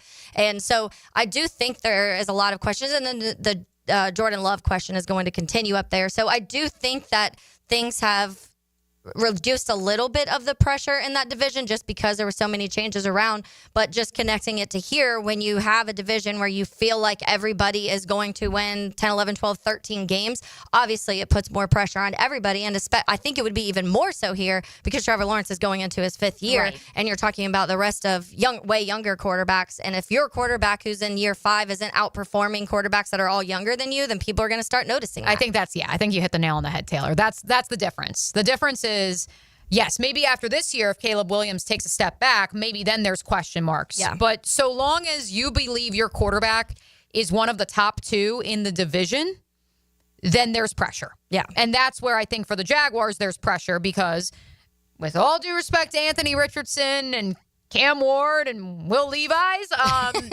which I'm going to miss my phone auto-correcting Levi's. Whenever he's inevitably traded away from the AFC South, I'm going to miss my phone auto-correcting Will Levis to Will Levis.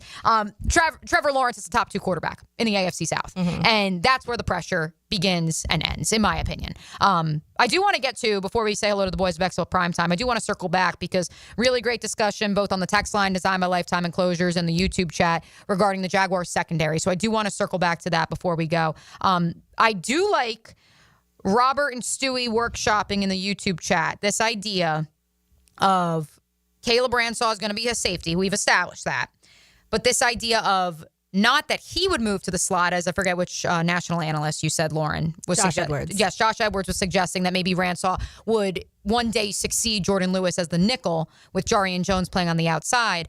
But this idea of, no, Ransaw is a safety, but Jabbar Muhammad, who the Jaguars are taking the flyer on, signed as an undrafted free agent, undersized to play outside, yes, maybe he becomes the nickel in 2-3 years. Maybe you develop someone like him. Obviously, the hope is, and I know they both are outside corners, and Buster Brown and Trey Prince. You hope you get something out of those 2 picks of the former regime. Christian Braswell's still on the roster. He was a pretty darn good nickel at Rutgers and at Temple, so maybe you get something out of him. But I think definitively, yes, Caleb Ransaw is a safety. And I think that's an interesting poll of maybe what is the succession plan with Jordan Lewis, yes, in his 30s, approaching his 30s. By the way, speaking of that, Monteric Brown will be at Showtime Sports Cards and Collectibles next Friday, May 9th from 5:30 to 7:30, signing autographs. So if you love the Jaguars secondary room, like you're saying, obviously all these people do, you want to get there, Showtime Sports Cards and Collectibles. Yeah, I think what we've learned is that the Jaguars regime did not like the offensive line from last year because it was completely overhauled.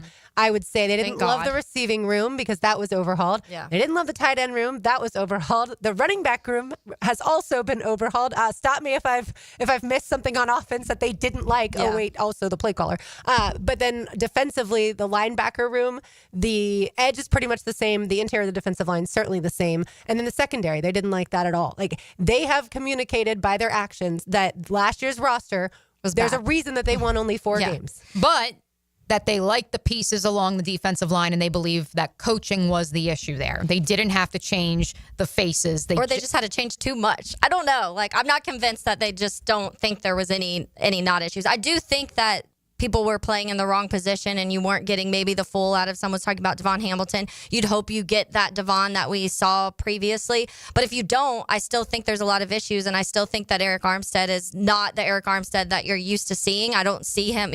I don't know how many snaps he can actually play to the level that we've seen in previous years for him. I hope we do see it, and I hope when they play him at his natural position, it's better.